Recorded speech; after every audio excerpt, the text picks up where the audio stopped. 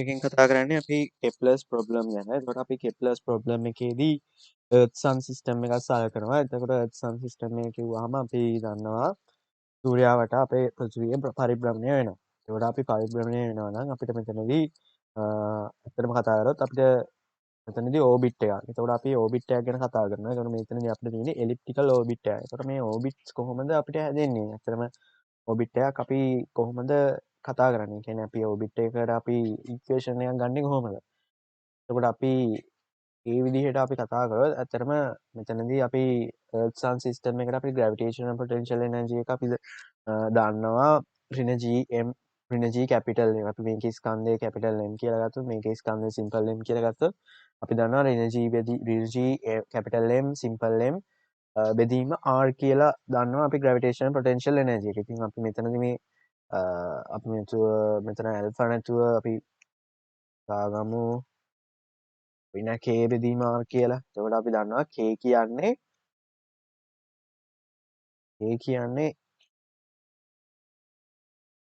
GMM. එතකොට අපි ගත්තොත් මේ G කියන්නේ අපේ සාරාංශක ගුරුත්ව නියතය.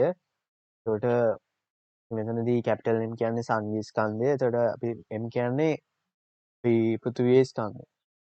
එතකොට අපි කතා කරොත් අපි මෙතනදී අපිට ලියන්න පුළුවන් effective potential energy. අපි මොකද මෙතනදී 2D motion එකකින් කතා කරනවා නම් අපිට මෙතන 1D motion එකක් විදිහට හදාගන්න පුළුවන්. අපි V effective දන්නවා. එතකොට අපි V effective අපි කලින් equation එකේදී කතා කරා L වර්ගයේ බෙදීම mr 2 mr වර්ගය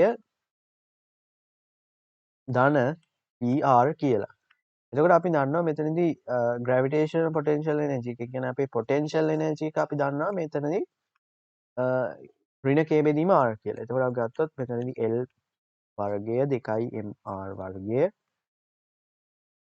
මෙතනදී ඍණ එන්න ඕනේ.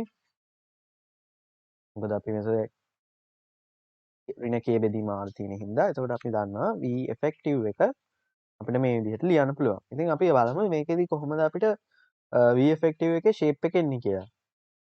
හරි මෙතනදී අපි කතා කරොත් V effective එකයි R අතරේ විචලනය මම මෙතනදී graph එක ඇඳගෙන තියෙනවා. එතකොට අපි කතා කරමු මෙතනදී අපිට මේ term එක නොසලකා හැරියොත් අපිට මෙතනදී ප්‍රස්තාරය යන්න පුළුවන් L වර්ග බෙදීම 2mr වර්ගය කියලා. එතකොට අපි දන්නවා V effective එක අපි ලෝම සමානුපාතික වෙන්නේ 1ට R වර්ගයට. එතකොට මේ වගේ graph එකක් එනවා.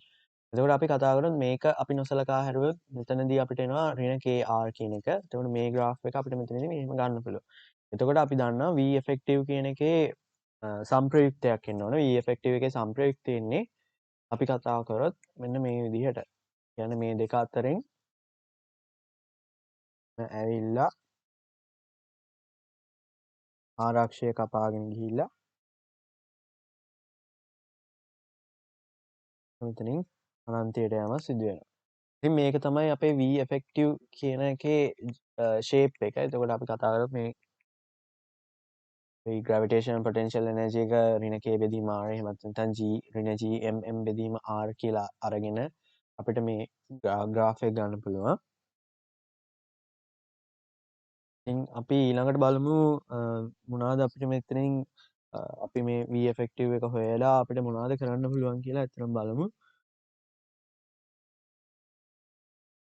කලින් වීඩියෝ එකේදී මම අන්තිමට සමීකරණයක් ගත්තා මේ විදිහට 1ට r වර්ගය dr බෙදීම dt සම්පූර්ණ එක්ක වර්ගය සමාන වෙන 2m බෙදීම L වර්ගය. එතකොට මෙතනදී E කියන්නේ total energy එක.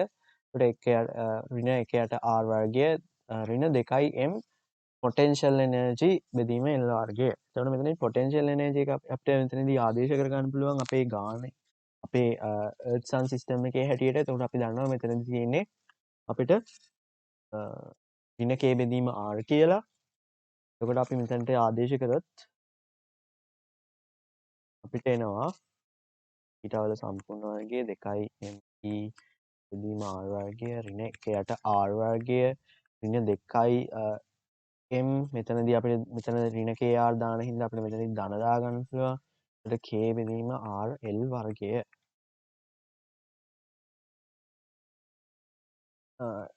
අපි මේක දෙවෙනි සමීකරණය කියලා ගමු.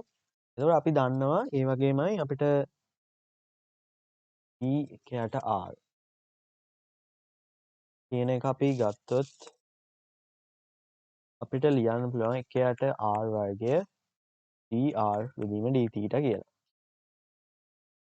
එතකොට අපි මෙතනදී ආදේශයක් දාගමු 1යට r වලට 1යට r වලට අපි දාගමු y කියලා.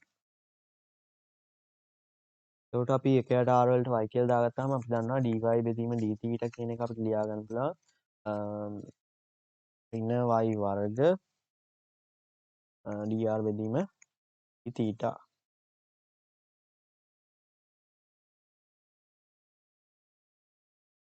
මෙතනදී අපි මෙතනදී y වර්ගය කියනවා. එතකොට y වර්ගය වෙනුවට අපිට තියෙන්නේ 1යට r වර්ගය. එතකොට මෙතන තියෙනවා 1යට r වර්ගය. අපි මේ ඉක්වේෂන් එකෙන් ගත්තොත් මෙතන තියෙන්නේ 1යට අපි ගත්තොත් y වර්ගය වාරයක් dr බෙදීම dθ වල සම්පූර්ණ වර්ගය කියලා.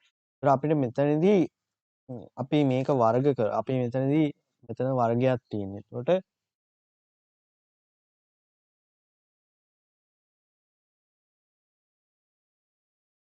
මෙතනදී අපිට වර්ගයක් තියෙනවා. එතකොට අපි මෙතනදී වර්ග කරොත් මේක අපිට එනවා dy බෙදීම dθ සමාන වෙනවා වර්ගයේ සමාන වෙනවා මේකේ වර්ගයට. එතකොට අපි මේකේ වර්ගය ගන්නවා කියන්නේ ඇත්තටම අපිට මේ ඍණ ලකුණ නැති වෙලා යනවා. එතකොට අපි ගත්තොත් y වර්ග dr බෙදීම dθ වල සම්පූර්ණ වර්ගය. එතකොට අපි මෙතනදී අපිට මේකට අපි මේක ආදේශ කරගන්න පුළුවන් මෙතනදී. මේක අපි ආදේශ කරගමු.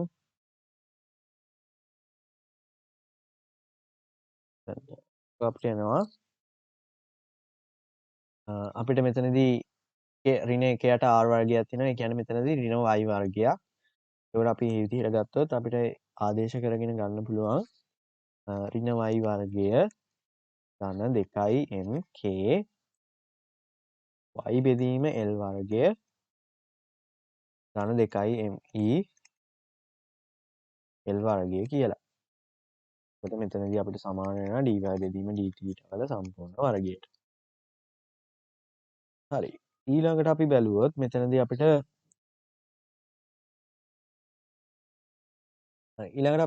මෙතනදී අපිට පොඩි සුළු කිරීමක් කරගන්න පුළුවන්. අපි කතා කරොත් මෙතනදී dy බෙදීම dθ කියන එක අපිට වර්ග කරලා අපිට මෙතනදී ලියා ගන්න පුළුවන්. ඇත්තටම මෙතනදී ඍණ ලකුණක් එළියට අරගෙන අපිට මෙතනදී y වර්ගයේ වෙනුවට අපිට ලියා ගන්න පුළුවන් මේ විදිහට mk බෙදීම l වර්ගයේ සම්පූර්ණ වර්ගය කියලා. එතකොට අපි මෙතන සම්පූර්ණ වර්ගය ගන්නවා නම් අපිට මෙතනදී අපි දන්නේ අපිට ඇත්තටම මේක මේ වර්ගය අපි ගත්තොත් ද්විපද ප්‍රසාරණය මෙතනදී ගත්තොත් y වර්ගයේ තියෙනවා. එතකොට මෙතන ඍණ ලකුණත් එක්ක y වර්ගය යනවා. ඊට පස්සේ අපි මෙතනදී 2mky බෙදීම l වර්ගය තියෙනවා. එතකොට මෙතනදී ඍණ තියෙනවා. මෙතනදී ධන වෙලා මෙතනදී මේ පදයක් එනවා. ඊට පස්සේ අපිට වැඩි පදයක් එනවා mk l වර්ග mk බෙදීම l වර්ගයේ සම්පූර්ණ එකේ වර්ගය කියලා අපිට වැඩි පදයක් එනවා. හැබැයි ඒක එන්නේ ඍණ පදයක් හැටියට. එතකොට අපි මෙතනදී ඒක නැති කරගන්න අපි ඇත්තටම ධන පදයක් දාන්න ඕනේ වගේ. එතකොට අපි ගත්තොත් mk බෙදීම l වර්ගය එකතු කරන්න ඕනේ. එතකොට ඊට අමතරව අපේ මේ පදේ තියෙනවා. me වර්ග.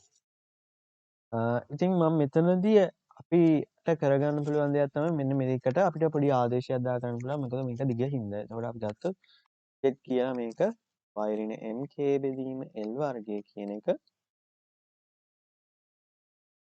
අපිට පහසු අපි ලේසි වෙන්න තමයි මේක අපි ආදේශයක් දාගන්නේ. එතකොට අපිට මෙතනදී අපි කතා කරොත් මෙතනදී කතා කරොත් අපිට dz බෙදීම dθ. ඒ කියන්නේ මේක අවකලනය කරනවා අපි θ විශයෙන්. එතකොට අවකලනය කරොත් අපිට එනවා dy බෙදීම dθ කියලා. මොකද මේක එන්නේ නැත්නම් මේක නියතයක් ඔක්කොම. කියන්නේ ස්කන්ධයක් නියතයක්. එතකොට k කියන්නේ අපි නියතයක් විදිහට ගත්තේ. l කියන්නේ ඇන්ගියුලර් මොමන්ටම් එක. එතකොට ඒකත් කොන්ස්ටන්ට්. මේ ඔක්කොම කොන්ස්ටන්ට්. ඒ නිසා මේක ඩිෆරෙන්ෂিয়েට් කරනකොට මොන විශයකින් හරි ඩිෆරෙන්ෂিয়েට් කරනකොට මේක නියතයක් නම් අපි එතන බිඳුව දාගන්න. එතකොට බිඳුව කියන්නේ අපි dz බෙදීම dθ කියන එක අපි ගන්න පුළුවන් dy බෙදීම dθ කියලා. ඉතින් අපි කලින් ඉක්වේෂන් එක දන්නවා අපිට මෙතනදී dy බෙදීම dθ වර්ගය වෙනුවට අපිට ලියන්න පුළුවන් dz බෙදීම d θ වර්ගය කියලා. එතකොට අපි දන්නවා අපි මේකට ගත්තේ z කියලා. ඒ කියන්නේ y ඍණ mk බෙදීම l වර්ගය සම්පූර්ණ වර්ගය. එතකොට මෙතනදී z වර්ගයක් එනවා. එතකොට අපි ගත්තොත් ඍණ z වර්ගය ධන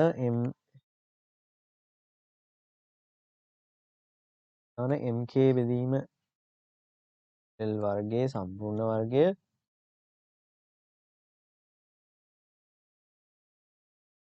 අපිට මෙතනදී මේක අරගෙන අපිට මෙතනදී සවසුළු කිරීමක් කරගන්න පුළුවන් මෙන්න මේ විදිහට 2l වර්ගය a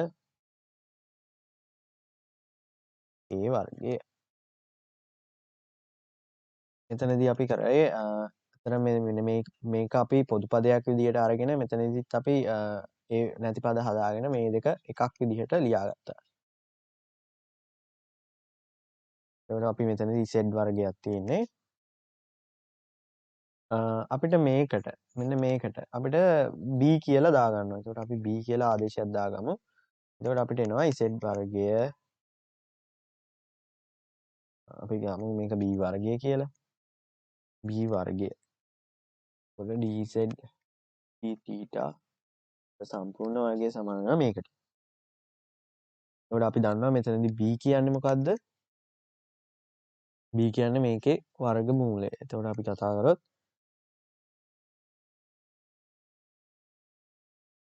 මේකේ වර්ගමූලය ගත්තොත් අපි mk බෙදීම l වර්ගයක් එනවා. එතකොට අපි මෙතනදී ධන 2el mk වර්ගය. ඒ වගේම අපිට dz බෙදීම d θ කියන එක හොයන්න පුළුවන්. වර්ගමූල b වර්ග ඍණ z වර්ග.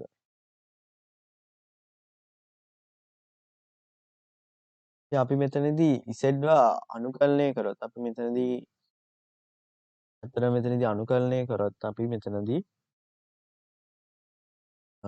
මෙතනදී separation method එකට යන්. එතකොට අපි දන්නවා dz කියන එකට අපිට මෙතනදී අනුකලනය කරොත් මෙතනදී වර්ගය එනවා. එතකොට අපි මෙතනදී අනුකලනයක් දාගන්න ඕනේ z1 ඉඳලා z වලට යනවා කියලා. එතකොට අපි කතා කරොත් අපි d θ මෙතන දාගන්නවා. එතකොට d θ කියන එකට මුකුත් පද නැහැ. d θ මෙතනදී අපි ඉන්ටිග්‍රේෂන් එක ගමු θ1 ඉඳලා θ ට යනවා කියලා. එතකොට අපිට මෙතනදී සුළු කරාම එනවා z සමාන වෙනවා. මොකද මෙතනදී අපි දන්නවා මෙතන අපිට එන්නේ cos මම ඒකත් සුළු කරන්න. එතකොට අපි දන්නවා මෙතනදී අපිට එන්නේ cosine inverse එක. cosine inverse එක. එතකොට අපි ගතවරත් මෙතනදී z1 b කියලා එනවා. එතකොට අපි මෙතනදී ගත්තොත් z1 to z. එතකොට අපි කතා කරමු මෙතනදී අපිට එන්නේ θ1 නෙමෙයි θ minus θ1.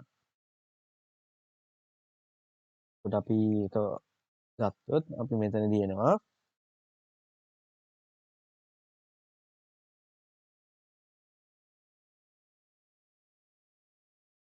අපිට මෙතනදී අපි කතා කරොත් මෙතනදී අපි cosine inverse එක නැති කරගන්න ඕන අපි z හොයන්න නම්. එතකොට අපිට මෙතනදී z සමාන වෙනවා b cos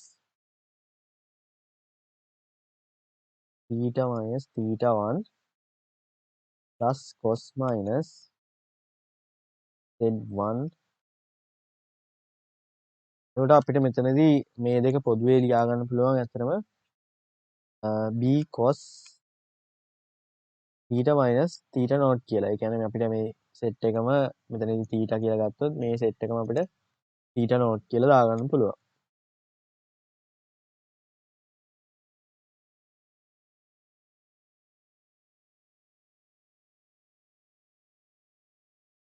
අපිට මේ θ0 බිඳුව වෙන විදිහට අපිට මේ ඇක්සස් එක හොයාගන්න පුළුවන්. එතකොට කතා කරත් අපි θ0 බිඳුව දැම්මොත් අපිට z සමාන වෙනවා b cos θ වලට. z සමාන වෙනවා v cos θ වලට. ඉතින් අපි දන්නවා z කියලා ගත්තේ අපි මොකද්ද? z කියලා ගත්තේ y ඍණ m k බෙදීම l වර්ගය. එතකොට අපි දන්නවා මේ y කියන්නේ අපි මොකද්ද? ඒකයට r ඍණ එකයට r විදිහට තමයි y කියලා ගත්තේ. එතකොට අපි ඒකත් ආදේශ කරගත්තොත් මෙතනදී අපිට ගන්න පුළුවන්. දන්නවා එකයට r ඍණ mk බෙදීම l වර්ගය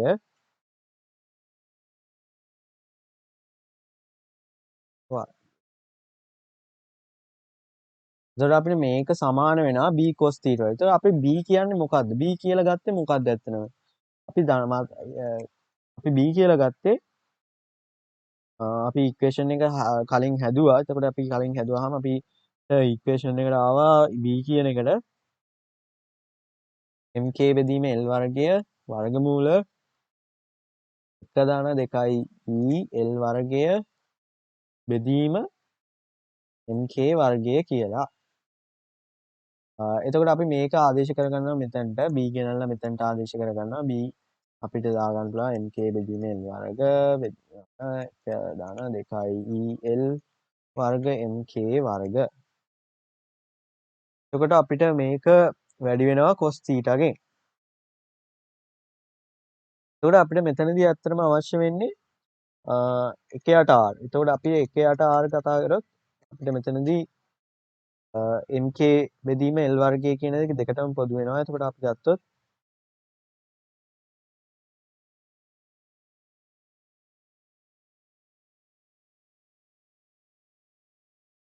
අපි මෙතනදී ගත්තොත් mk බෙදීම l වර්ගය ධන වර්ගමූල 2 el වර්ග mk වර්ග cos θ. ඉතින් අපිට මෙතනදී මෙන්න මේ පදයට අපි එප්සිලන් කියලා දාගමු. එතකොට අපි දන්නවා මම මෙතනදී එතකොට අපිට එප්සිලන් කියන එක අපිට ලියන්න පුළුවන්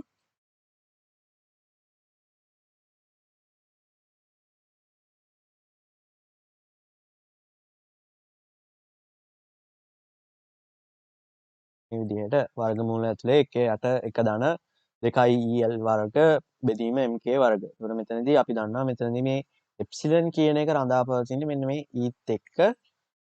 එතකොට අපි කතා කරමු මේ එප්සිලන් කියන්නේ මොකද්ද?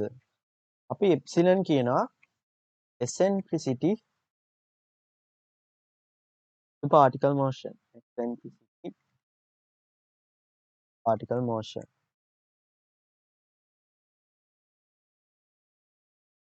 ඒ කියන්නේ අපි කතා කරපු සැටලයිට් අපි කතා කරපු Earth and Sun එකේ eccentricity කියන්නේ විකේන්ද්‍රිකතාව. එතකොට අපි මෙතනදී විකේන්ද්‍රිකතාව කියන එක ගැන කතා කරනවා. එතකොට අපි මෙතනදී orbit radius එක. එතකොට මෙතනදී අපි කතා කරන්නේ orbit radius එකේ ඇත්තටම පරස්පරය. එතකොට අපි orbit radius එක හොයන්න ඕනේ. එතකොට orbit radius එක හොයනවා නම් අපි කොහොමද ඒක හොයන්නේ? එතකොට orbit radius එක කියන්නේ අපි දන්නවා මේකේ අපි මෙතන එකයට r අරන් තියෙන. ඉතින් ඒක උඩයට මාරු කරාම අපිට අපිට ගන්න පුළුවන් අපේ orbit radius එක. එතකොට ගත්තොත් l වර්ග බෙදීම mk මෙතනදී අපිට එනවා ඍණ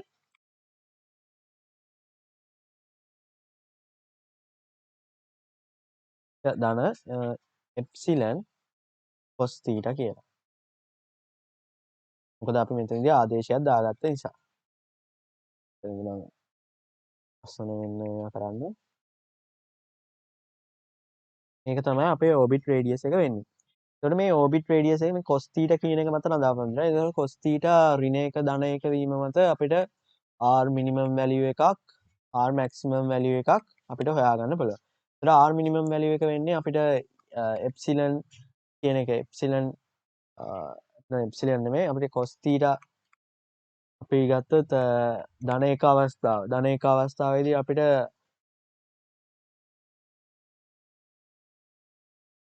ධන 1 අවස්ථාවේදී අපිට මෙතනදී යට තියෙන පදේ උපරිම අගයක් එනවා. ඒ කියන්නේ හරයේ තියෙන පදේ උපරිම අගයක් වෙනවා. එතකොට අපිට මිනිමම් වැලියු එකක් තමයි r වලට බලා ගන්න පුළුවන්. එතකොට l වර්ගය mk 1 ධන එප්සිලන් එතකොට අපි R max එක ගත්තොත් orbit එකේ maximum අගය ගත්තොත් අපිට L වර්ග mk දාන එක ඍණ e. ඒ කියන්නේ අපේ cos theta ඍණ 1 වෙන අවස්ථාව.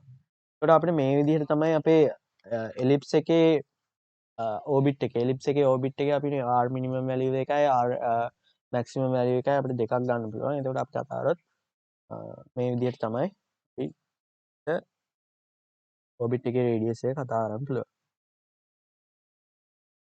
ඉතින් orbit radius එක අපි තව දුරටත් කියන කතා කරනවා. orbit radius එක අපි කොහොමද මේ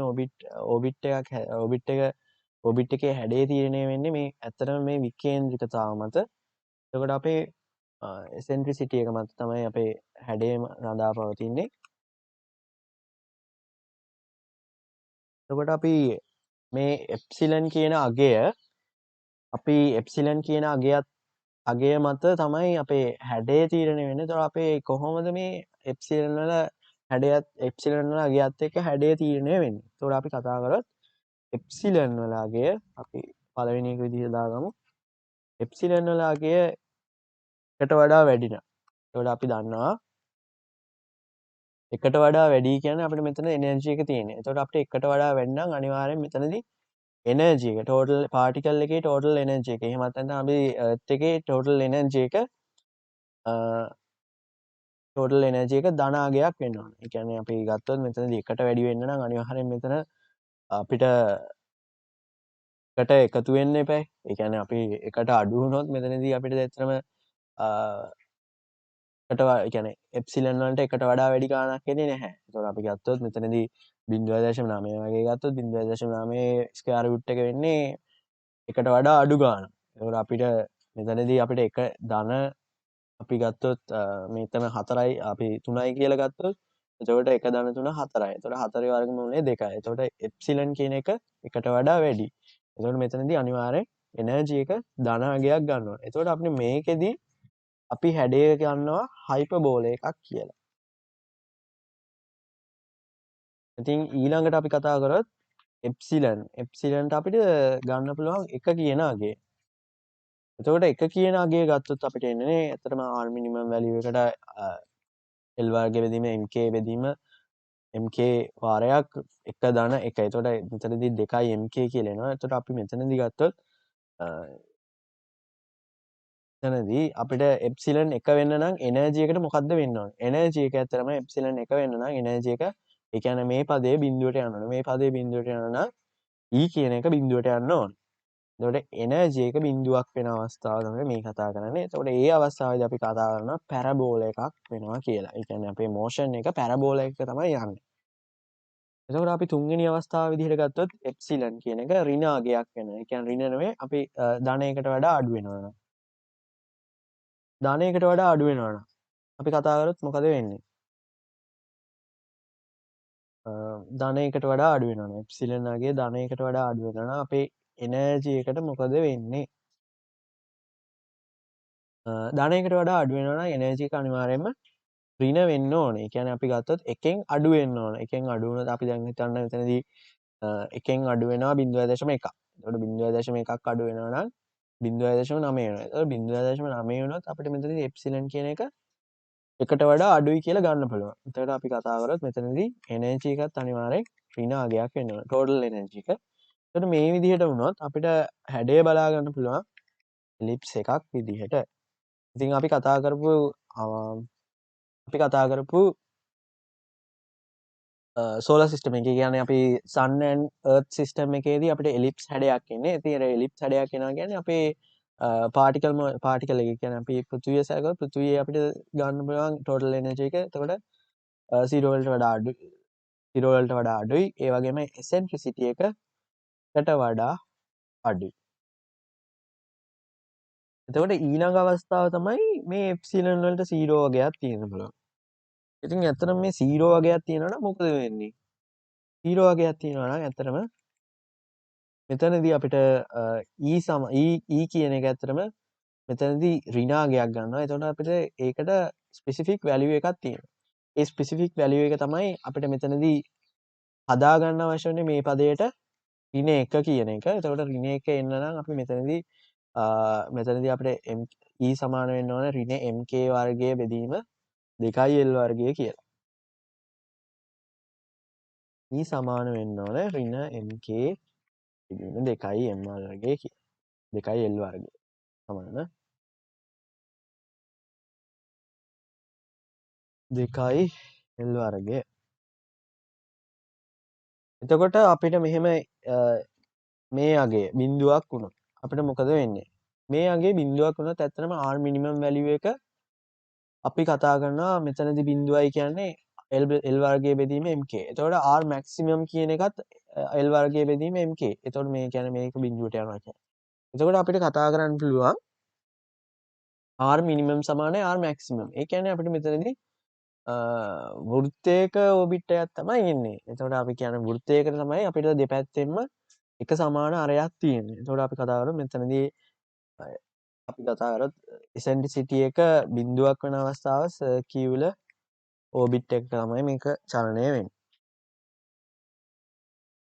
ඊළඟට අපි කතා කරමු මෙතනදී v effective එකයි r එකයි අතර අපි graph එක ගත්තොත් graph එකේ කොහොමද අපි energy එකත් එක්ක වෙනස් වෙන්නේ කියලා. එතකොට අපි මෙතනදී ගත්තොත් ඇත්තටම අපිට එන්නේ energy එක ධන අවස්ථාව. ඒ කියන්නේ අපේ v effective එක ධන වෙන අවස්ථාව.